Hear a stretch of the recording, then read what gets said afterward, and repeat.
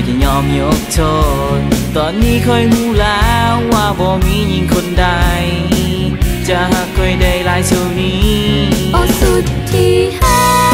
กคงเคยคนมีแฟนคนนี้คอยหักเหลือเกินและต่อจากนี้อีกต่อไปจะบ่นอกใจคอยสัญญาคอยหักเจ้านั้นหลายกว่าแผ่นฟ้าจะบ่มีวันเวลาใดที่คอยนั้นจะบ่หักเจ้าคอยรู้ตัวดีว่านิสัยบ่ดีที่เหตุในแฟนคนนี้ต้องเสียใจเพราะคอยเป็นคนเที่ยวแต่ใจเหตุให้เจ้าต้องเจ็บซ้ำแต่คอยคือยังหักทั้งที่เจ้าได้ใจเจ้าเหตุผิดสิ่งใดเคยจะยอมยกโทษตอนนี้เคยรู้แล้วว่าบ่มีหญิงคนใด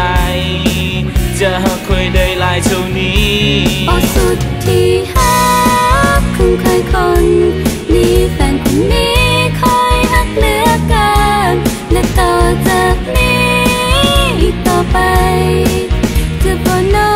กใจคอยสัญญาคอยหักเจ้านั้นหลายกว่าแผ่นฟ้าจะบ่มีวันเวลาใดที่คอยนั้นจะบ่หักเจ้า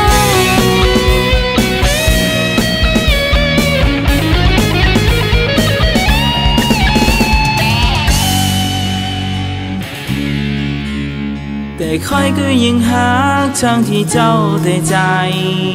เจ้าเหตุผิดสิ่งใดเคยจะยอมยกโทษตอนนี้เคยรู้แล้วว่าบ่มีหญิงคนใดจะหักค่อยได้หลายเท่านี้